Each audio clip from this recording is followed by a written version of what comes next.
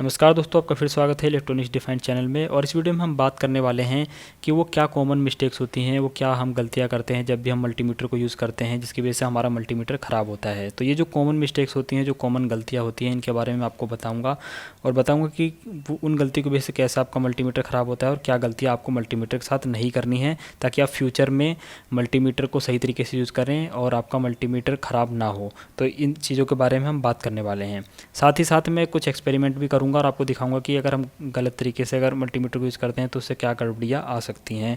तो ये भी मैं आपको डिमॉन्स्ट्रेट करूंगा। तो चलिए दोस्तों, स्टार्ट करते हैं। तो दोस्तों, जैसा कि हम जानते हैं कि मल्टीमीटर है, तो मल्टीमीटर में हमेशा मल्टीपल चीज़ें नाप सकते हैं, जैसे कि वोल्टेज, करंट, रेजिस्टेंस या कंटिन्यूटी वगैरह।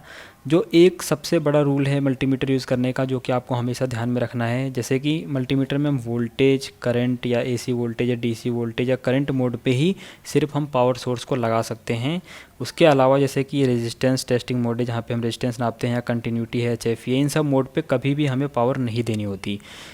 यही चीज़ आपको हमेशा ध्यान में रखनी है कि जैसे कि जो वोल्टेज टेस्टिंग का मोड है, जो वोल्टेज मेजरमेंट का मोड है या करंट मेजरमेंट का मोड है, इन मोड पे ही सिर्फ आपको वोल्टेज देना है। उसके अलावा आप इन मोड पे कभी भी आपको गलती से भी, जैसे कि रेजिस्टेंस और कंटिन्यूटी मोड, इन पे गलती से भी आपको कभी पावर सोर्स को नहीं लगाना है। कंटिन्यूटी और रेजिस्टेंस मोड पे आप वायर, कोई भी ऐसे कंपोनेंट लगा सकते हो जिसमें से वोल्टेज ना निकलता हो, जैसे कि उसमें ट्रांजिस्टर, डायोड, रेजिस्टर और भी बहुत सारे कंपोनेंट हैं जिसमें कोई पावर ना निकलती हो, उनको आप चेक कर सकते हैं, जैसे कि मोटर या फिर स्पीकर, इस टाइप की चीज़ें आप उन पर टेस्ट कर सकते हैं और कोई प्रॉब्लम आपको नहीं आएगी। लेकिन कभी भी गलती से भी उस पर पावर सोर्स नहीं लगाना। तो ये चीज़ आपको हमेशा ध्यान में रखनी है। उसके बाद आप जब भी वोल्टेज मेज़र कर रहे हो, आपको हमेशा ध्यान में रखना है कि आप एसी और डीसी को प्रॉपर तरीके से देख के लगाएं। अगर आप डीसी वोल्टेज मेज़र कर रहे हैं तो उसको एसी मोड पर रख के मेज़र ना करें, क्योंकि इससे आपको रीडिंग भी सही नहीं मिलेगी और आपका मल्टीमीटर ख़राब हो सकता है। उसके बाद जो सबसे कॉमन मिस्टेक है उसके बारे में आपको बताने वाला हूँ, क्योंकि ज़्यादातर हम मल्टीमीटर में वोल्टेज और कंटिन्यूटी नापते हैं और इन्हीं मोड्स पे हम ज़्यादातर स्विच करते रहते हैं। तो हमसे गलती ये होती है कि हम कंटिन्यूटी मोड पे रखकर मल्टीमीटर को पावर सोर्स से लगाते हैं और इसकी वजह से हमारा मल्टीमीटर ख़राब होता है। तो आपको कभी भी मल्टीमीटर को रेजिस्टेंस या कंटिन्यूटी मोड पे कभी भी पावर सोर्स पे नहीं लगाना है। तो हम क्या करने वाले हैं कि यहाँ पे जैसे कि हमारे पास हमने इसको सेट कर दिया और हम अगर इसको कंटिन्यूटी मोड पे टेस्ट करें तो आप देखेंगे कि इस पर कंटिन्यूटी प्रॉपर तरीके से आ रही है। तो हम क्या करेंगे अब कि इसको मैं जानबूझ के इस 12 वोल्ट की बैटरी पे लगाता हूँ, और क्योंकि आपको पावर सोर्स पे ऐसा आपको ट्राई नहीं करना है घर पे, जस्ट मैं आपको एक्सपेरिमेंट के लिए दिखा रहा हूँ। तो आप जैसे ही इसको कनेक्ट करेंगे तो आप देखेंगे कि मैंने अभी प्लस माइनस सही लगाया, तो मल्टीमीटर बीच बीच में बंद हो रहा है। जैसे ही मैं टच कर रहा हूँ वायर को, ये बंद हो रहा है। तो अब क्या करूँगा मैं, अभी भी मल्टीमीटर वर्क कर रहा है। अब क्या करेंगे कि इसको प्लस माइनस को उल्टा करके लगाते हैं। तो आप देखेंगे जैसे ही मैं इसको उल्टा करके लगा रहा हूँ, मल्टीमीटर बीप तो कर रहा है, लेकिन कुछ अजीब तरीके से बीप कर रहा है, फास्ट बीप कर रहा है। और लेकिन अभी भी मल्टीमीटर कंटिन्यूटी दे रहा है, बट अभी भी ये सर्वाइव कर गया है, यानी कि अभी भी मल्टीमीटर बच गया है, ख़राब नहीं हुआ है और अभी कंटिन्यूटी दे रहा है। तो आपको कभी भी पावर सोर्स पे नहीं लगाना है, बट मैंने जस्ट आपको एक्सपेरिमेंट करने के लिए यहाँ पे दिखाया है।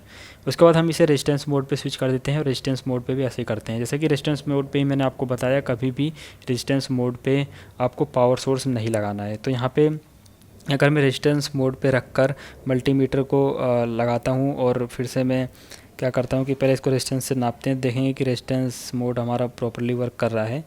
अब हम इसको बैटरी पे कनेक्ट करते हैं। तो आप देखें कि मल्टीमीटर बहुत अजीब तरीके से बिहेव कर रहा है, अजीब तरीके से रीडिंग दे रहा है, बीच बीच में बंद भी हो रहा है।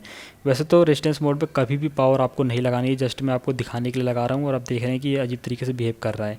हमने दोबारा से रेजिस्टेंस को अगर टेस्ट करते हैं, देखेंगे कि अभी भी मल्टीमीटर रेजिस्टेंस हमारा टेस्ट कर ले रहा है, बट इसकी कोई गारंटी नहीं है कि अभी भी ये मल्टीमीटर सही तरीके से वर्क करेगा, रेजिस्टेंस को सही तरीके से नाप पाएगा। अभी जस्ट ये दिखा तो रहा है, लेकिन लॉन्ग टर्म में ज़रूरी नहीं कि मल्टीमीटर ये काम करे।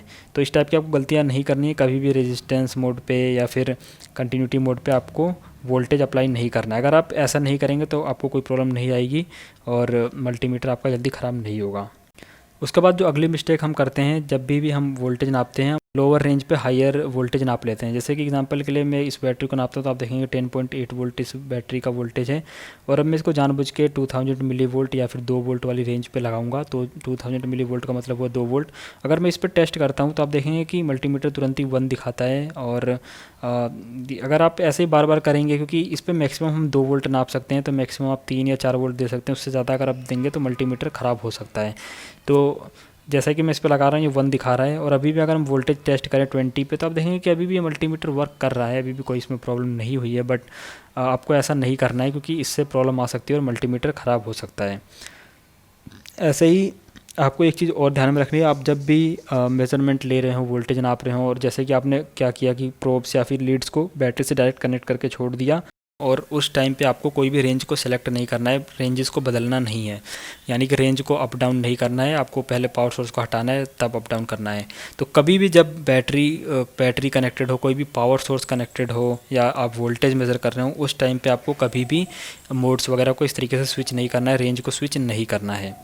सिर्फ आप सेफली रेजिस्टेंस मोड में, जिसमें आप रेजिस्टेंस नाप रहे हो, कोई डायोड वगैरह नाप रहे हो, सिर्फ उसी पे लगाकर आप रेजिस्टेंस या कंटिन्यूटी वगैरह पे स्विच कर सकते हैं बिना किसी प्रॉब्लम के, यानी कि उसमें कभी भी पावर सोर्स नहीं जाना चाहिए, कभी भी उसमें बिजली नहीं जानी चाहिए। दोस्तों एक चीज़ और है कि मल्टीमीटर में होता क्या है कि अगर हम गलत तरीके से मेज़र करते हैं तो बहुत बार ये होता है कि जैसे कि हमने लोअर रेंज में हायर वोल्टेज नाप दिया, या रेजिस्टेंस मोड पे हमने बिजली पावर दे दी या फिर वोल्टेज लगा दी, तो होता क्या है कि कुछ रेंज जो कि कुछ मोड है वही उसके ख़राब हो जाएंगे, बाकी का मल्टीमीटर चलता रहेगा। तो ऐसा भी होता है कि कुछ कंपोनेंट अंदर अंदर ख़राब हो जाते हैं और वो रेंज या फिर वो फंक्शन हमारा ख़राब हो जाता है, वो रेंज ख़राब हो जाती है, लेकिन बाकी का मल्टीमीटर चलता रहता है। तो ऐसी भी प्रॉब्लम्स आती हैं। उसके बाद लास्ट में दोस्तों एक चीज़ और बताऊंगा, अगर जो प्रॉब्लम्स हमारी आती हैं ज़्यादातर इसी की वजह से आती हैं कि हम वोल्टेज और कंटिन्यूटी में स्विच करते रहते हैं, और गलती से हम कंटिन्यूटी मोड पे लगा देते हैं वोल्टेज, यानी पावर सोर्स को गलती से कनेक्ट कर देते हैं और हमारा मल्टीमीटर ख़राब होता है। तो इसके लिए मैं दोस्तों कहूँगा कि आप कोई नए टाइप का मल्टीमीटर ले सकते हैं। आजकल के स्मार्ट मल्टीमीटर आ रहे हैं जिसमें ऑटोमेटिक फंक्शन होता है, जिसमें कंटिन्यूटी, वोल्टेज, रेजिस्टेंस एक ही मोड पे नाप सकते हैं, आपको कुछ भी बदलने की ज़रूरत नहीं है। तो जैसे कि ये मल्टीमीटर मेरे पास है, इसका रिव्यू भी होगा, ये भी इस टाइप का मल्टीमीटर, इसमें मैनुअल और ऑटो दोनों मोड है। तो इस टाइप का आप मल्टीमीटर ले सकते हैं ताकि आपका मल्टीमीटर जल्दी ख़राब ना हो।